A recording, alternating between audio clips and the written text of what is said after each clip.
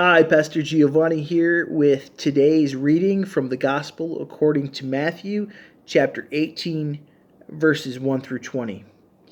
I'm going to be preaching on this text come Sunday, so it's a great time for you to hear this word, hear it now, and maybe you want to just sleep on it tonight, maybe reread it tomorrow, spend the next few days meditating on this text, and you'll be ready for Sunday. So let's read. At that time, the disciples came to Jesus and asked, "Who then is the greatest in the kingdom of heaven?" He called a little child to him and placed the child among them. And he said, "Truly I tell you, unless you change and become like little children, you will never enter the kingdom of heaven. Therefore, whoever takes the lowly position of this child is the greatest in the kingdom of heaven. And whoever welcomes one such child in my name welcomes me.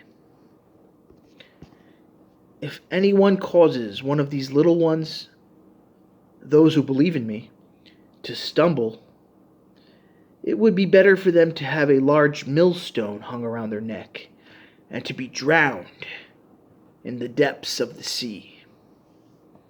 Woe to the world because of the things that cause people to stumble.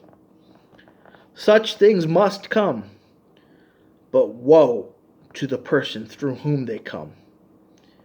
If your hand or your foot causes you to stumble, cut it off and throw it away. It is better for you to enter life maimed or crippled than to have 2 hands or 2 feet and be thrown into eternal fire. And if your eye causes you to stumble, gouge it out and throw it away. It is better for you to enter life with 1 eye than to have 2 eyes and be thrown into the fire of hell. See that you do not despise one of these little ones. For I tell you that their angels in heaven always see the face of my Father in heaven. What do you think? If a man owns 100 sheep, and one of them wanders away, will he not leave the 99 on the hills and go to look for the one that wandered off? And if he finds it, truly I tell you, he is happier about the 1 sheep than about the 99 that did not wander off. In the same way, your Father in heaven is not willing that any of these little ones should perish.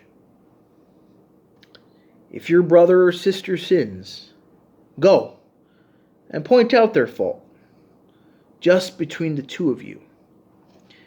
If they listen to you, you have won them over. But if they will not listen, take 1 or 2 others along, so that every matter may be established by the testimony of 2 or 3 witnesses. If they still refuse to listen, tell it to the church. And if they refuse to listen even to the church, treat them as you would a pagan or a tax collector. Truly I tell you, whatever you bind on earth will be bound in heaven, and whatever you loose on earth will be loosed in heaven. Again, truly I tell you, that if 2 of you on earth agree about anything they ask for, it will be done for them by my Father in heaven. For where 2 or 3 gather in my name, there am I with them. End of reading. Look forward to preaching this word on Sunday, and I hope that you spend some time meditating on the scripture. Read it again. There's a lot there, and God bless you until then. See ya.